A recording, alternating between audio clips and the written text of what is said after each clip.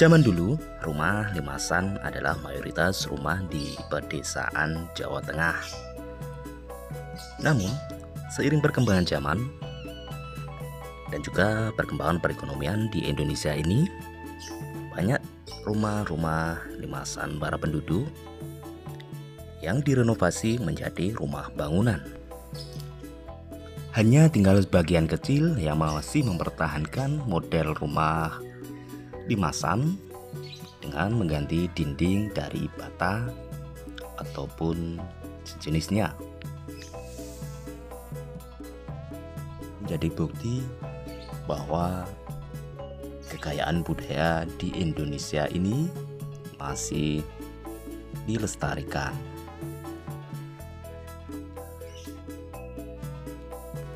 Seperti halnya dengan rumah yang satu ini.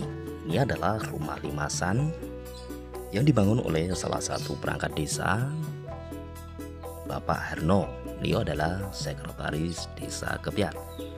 Beliau masih mempertahankan bentuk rumah adat Jawa Tengah dengan ditambah sedikit pemanis teras di depannya. Seperti apa kondisi yang di dalam? Langsung saja kita berbincang-bincang dengan beliau, Bapak Herno, sekretaris desa Kepiat. Rumah tradisional Jawa, khususnya Jawa Tengah itu ada beberapa macam. Ya. Tapi yang familiar itu ada dua, Ya. yaitu jenis joglo dan limasan. Limasan ini orang sering menyebut juga dengan sokowolu atau sinom. Itu kenapa dia disebut sokowolu? Dia karena ada soko atau cagaknya itu berjumlah 8. Kemudian kenapa dia disebut sinom? Itu karena ada perbandingannya sinom dan joglo. Joglo itu lebih kepada merepresentasikan atau mewakili sosok sepuh, sosok ningrat gitu dan seterusnya. Pokoknya lebih kategorinya lebih sepuh lah.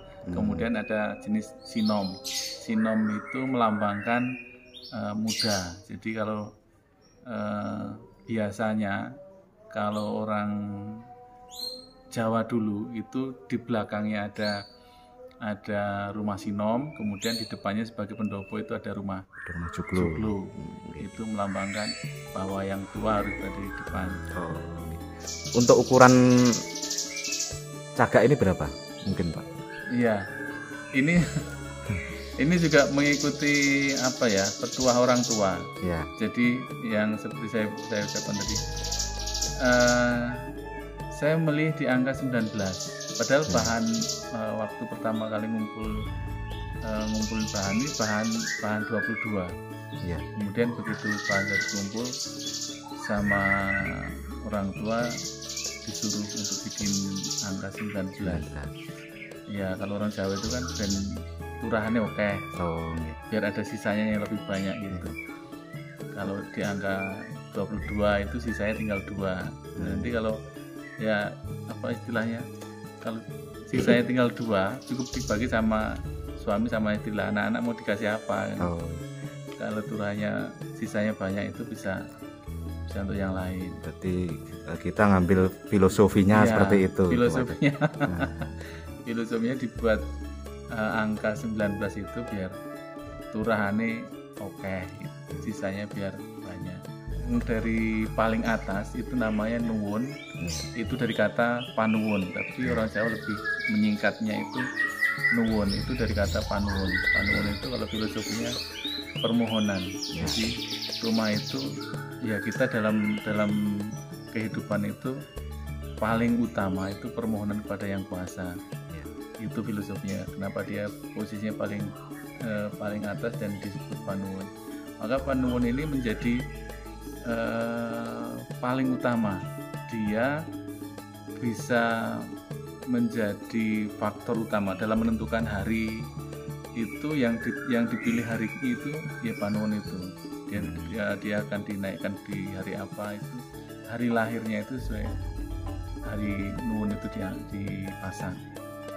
Kemudian nuwun itu di bawahnya ada namanya gunting. Jadi dia kayak huruf membentuk huruf A gitu. Iya.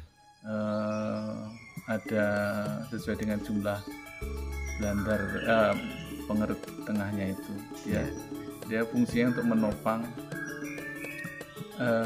penuwun itu. Kenapa disebut gunting? Ini lebih kalau saya melihat lebih karena bentuknya itu memang mirip gunting. Jadi mirip gunting yang dibuka itu. Kemudian di bawahnya gunting itu ada godakan tengah. Ada rangkaian godakan tengah yang terdiri dari meret, atau orang sering juga menyebutnya pengeret. Kemudian ada blandar. Ini satu rangkaian yang mempersatukan 8 soko ini, 8 tiang itu dirangkai sedemikian rupa dengan adanya blandar dan pengeret. Kemudian di bawahnya itu untuk memperkokoh, untuk memperkuat itu ada sunduk. Jadi masing-masing di bawah meret, di bawah blandar itu ada sunduk. Kemudian baru di bawahnya lagi itu ada cagak atau soko. Rangkaian soko godakan tengah ini diperkuat dengan yang namanya dudur. Itu posisinya berada di pojok. Di pojok-pojok rumah itu dia dudur. Kalau orang Tuban ya, orang Jawa Timur, daerah pesisir utara sana, mereka menyebutnya bajing. Iya. Apa itu? Mungkin kalau dulu sempat dulunya sering buat jalan pintas, jalannya bajing, jadi mereka menyebutnya bajing. Dahulu dia di Dodok Wesi ini untuk tempat lampu. Jadi di bawah Dodok Wesi biasanya ada lampu kalau zaman dulu ya lampu petromak dan sebagainya. Itu di situlah. Kemudian Dodok Wesi ini juga biasanya kayunya spesial karena dia pemanis sekaligus Dodok Wesi ini biasa juga disebut dengan lambang. Jadi lambang itu sebagai unsur spiritualnya di bawahnya nuwun langsung dia ada lambang.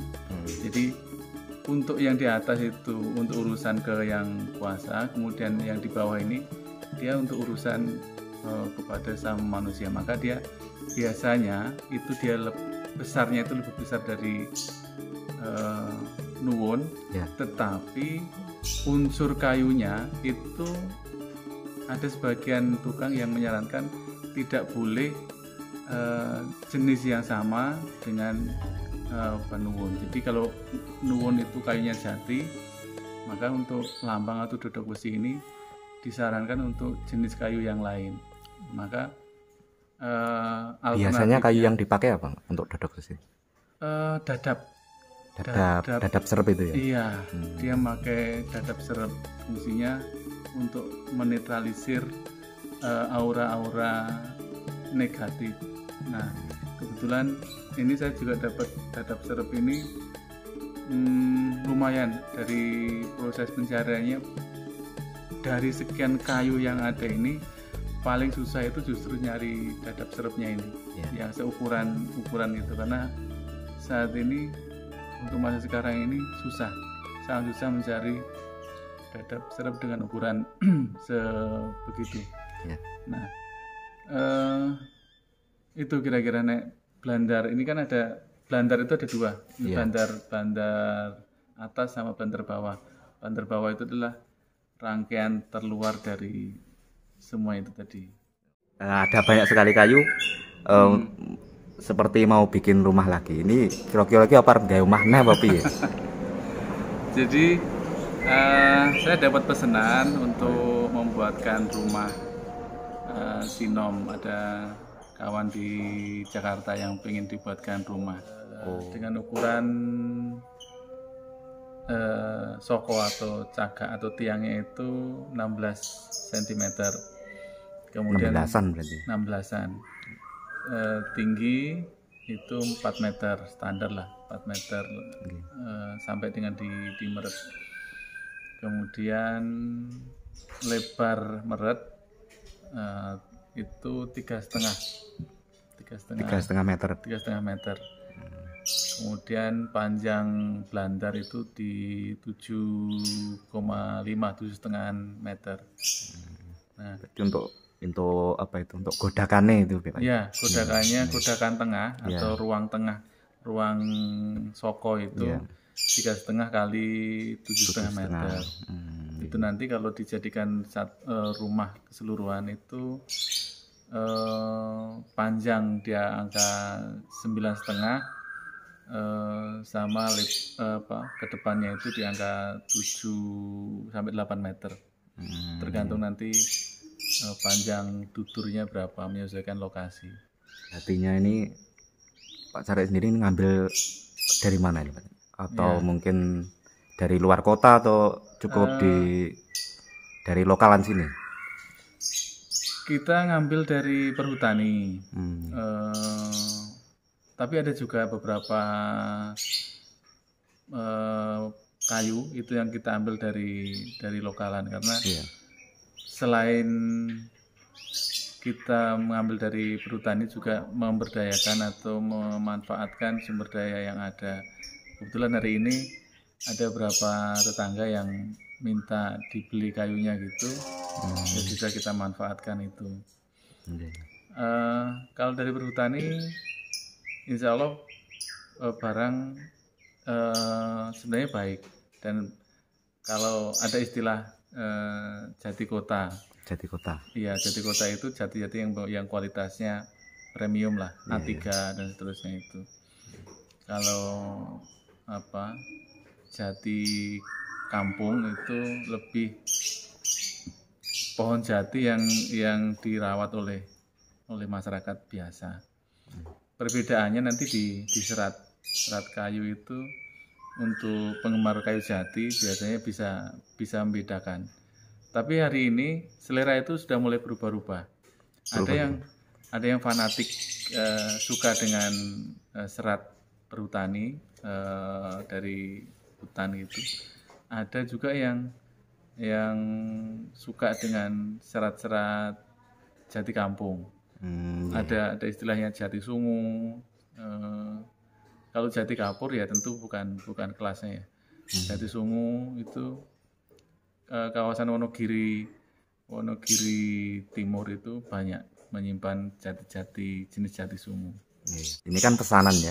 Berarti jenengan ini siap melayani pesanan seperti itu kan? Sebenarnya ini pesanan apa ya? Masih saudara atau gimana? Sebenarnya bukan profesi itu. Nah, kemarin dilalah itu ada permintaan seperti itu. Kemudian kita ngobrol sama tukang-tukang, ada kesanggupan, ya sudah kita angkat lah. Dari situ akhirnya kemarin ada juga pesanan, ini belum selesai, sudah ada pesanan susulan. Ada pesanan susulan lagi. Iya. Jadi mungkin jalannya udah ke sana, jalan mengalir ya. Iya. Tidak pasang iklan, tapi orang langsung begitu melihat di sini produksi kayu seperti ini, orang langsung pesan gitu. Terus ngomong-ngomong soal mungkin harga, Pak Carek, kan pesanan kan sampean kan pasti ya wanine biro kan seperti itu kan. Iya. Itu kisaran berapa, Pak Carek, kalau boleh tahu? Untuk harga itu menyesuaikan ukuran. Jadi ukuran cagak itu kan selera dan juga kemampuan sebenarnya. Lebih ke selera. Lebih ke, karena gini, ada pendapat orang Jawa itu kan ngerenik ya. Kalau dibilang itu, dia nggak suka 20 tapi suka di angka 19. Maka dia kalau cagak nggak mau dia di ukuran 20, bahkan 21, 22 itu nggak mau. Dia lebih milih di angka cagak 19, 18, 17 dan 16 dan seterusnya. Maka harga nanti menyesuaikan ukuran-ukuran itu. Kalau semakin besar ukuran tentu ya semakin mahal. Kalau kisaran harga ya dari 100 juta sampai 500 juta, tergantung nanti jumlah besaran cagak yang diminta itu. Tergantung ukuran intinya Iya, seperti itu. tergantung ukuran. Ya. Pak Cari, di sini kan tadi saya melihat ada mete juga. Itu sampean iki apa dodolan mete barang apa piye? Iya. Jadi kalau untuk mete itu sebenarnya lebih ke pemberdayaan. Mete adalah satu komoditas yang itu sudah menjadi merek dagang orang Wonogiri. Jadi kalau bicara tentang mete, kalau mete itu berasal dari Wonogiri, maka dia nilai jualnya pasti lebih dibandingkan dengan mete-mete dari daerah lain. Nah, peluang itu yang sebenarnya ingin kami tangkap karena ternyata tidak kurang sekitar 800 KK di wilayah Wonogiri Timur, khususnya di Purwantoro, dan 400-nya itu di desa Kebyar, desa saya itu pengrajin mete, penceklok mete. Angka itu luar biasa. Maka kami kemudian mencoba bagaimana caranya pekerjaan mete ini sedikit demi sedikit terangkat derajatnya. Terus untuk proses produksinya ini sampean gimana Pak? Apa membeli dari petani langsung terus sampean ada pekerjanya seperti itu gimana nih Pak? Iya. Proses awal mete tentu kami mewadahi, menerima, juga memesan kepada petani-petani lokal karena Wonogiri Timur khususnya di kawasan Purwantoro itu ternyata masih banyak pohon-pohon mete. Walaupun ini juga satu PR tersendiri karena setelah kami lakukan kunjungan ke beberapa tempat, pohon-pohon mete di wilayah kita, di wilayah Purwantoro itu tidak dirawat. Jadi dibiarkan apa adanya, kemudian nanti ada buahnya diambil, dan itu mereka tidak pernah berusaha bagaimana caranya biar mete-mete ini kualitasnya naik gitu. Nah, kita ambil dari petani-petani itu, kita kumpulkan, kita sesuaikan dengan harga pasar, kemudian dari jumlah itu kita distribusikan, kita bagi paket, satu paketnya itu 10 kilo, kita kasihkan ke warga-warga yang tadi pengrajin, dia yang ngupas, dia yang mengoven, iya. Nah, jadi sirkulasinya kita cari gelondong, kemudian kita paket per 10 kilo. Kemudian kita distribusikan ke warga-warga penceklok tadi itu. Kemudian beberapa hari kemudian ada yang kita ambil, ada yang mereka store sendiri ke rumah. Terus untuk upahnya sendiri gimana Pak? Per 10 kilonya itu? Per 10 kilo kita fluktuasi sebenarnya. Makanya itu kenapa kami berusaha menaikkan derajat. Hari ini kami masih di angka 35.000 per paket.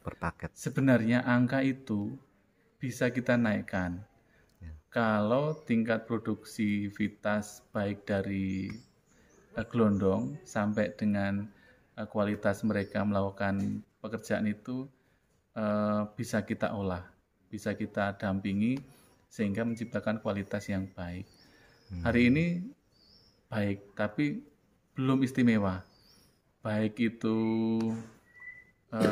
gelondongnya dari petani itu masih banyak mete-mete lokal kita yang kualitas ukurannya sangat kecil, maupun kualitas pengerjaannya masih ada beberapa yang masih suka patah, masih suka belah dan seterusnya. Maka kami lebih bersifat untuk pendampingan agar derajat mete khususnya di Wonogiri nanti bisa lebih baik lagi. Banyak PR tapi pelan-pelan kita coba, walaupun arah menuju ke sana itu sangat berat karena memerlukan kesadaran semua pihak. Terakhir, harapan nih Pak Jarek untuk mungkin tentang mete yang khususnya di Purwantoro ini kan jenengan bilang masih kurang terawat itu. Ya. Untuk harapannya gimana Pak Jarek? Saya punya mimpi suatu saat Desa Kebyar, bahkan untuk Wonogiri, itu benar-benar menjadi sentra mete, dan mete benar-benar bisa menjadi sumber mata pencaharian, bisa menjadi sumber penghasilan yang pada akhirnya akan meningkatkan pendapatan asli daerah, baik itu di desa maupun di Wonogiri. Mete Wonogiri sudah terkenal tidak hanya di domestik Wonogiri atau bahkan sudah level nasional, bahkan sudah ke luar negeri. Nama mete Wonogiri itu sudah seolah-olah menjadi Kualitas ekspor. Kualitas tersendiri dibandingkan dengan mete-mete dari daerah lain. Sekali lagi saya berharap ada kepedulian dari semua pihak, baik itu birokrasi pemerintah maupun pelaku-pelaku usaha untuk serius memperhatikan mete, bahwa mete ini jangan hanya dipandang sebelah mata, jangan hanya dipandang sebagai satu komoditas yang menguntungkan hari ini, tapi tidak melihat jangka panjangnya nanti. Banyak sekali mete-mete yang hari ini tidak dirawat, tidak ada regenerasi, menunggu habisnya usia mete, dan tidak ada upaya untuk menanam kembali mete baru gitu, atau membuat varian-varian baru yang lebih produktif, yang lebih bisa meningkatkan kualitas dan jumlah mete untuk Wonogiri. Mudah-mudahan suatu saat nanti Wonogiri punya sentra laboratorium tentang permetean, sehingga bisa bermanfaat bagi petani dan juga bagi pengusaha mete. Oke, terima kasih Pak dari waktunya. Terima kasih. Oke Sobat Wonogiri, itulah tadi perbincangan saya dengan Bapak Sedes Desa Kebyar, Bapak Herno.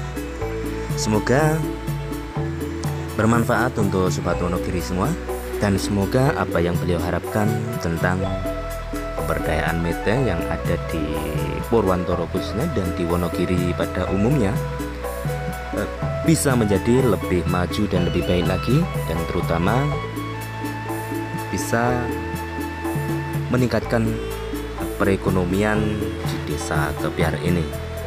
Kurang lebihnya saya mohon maaf. Assalamualaikum warahmatullahi wabarakatuh.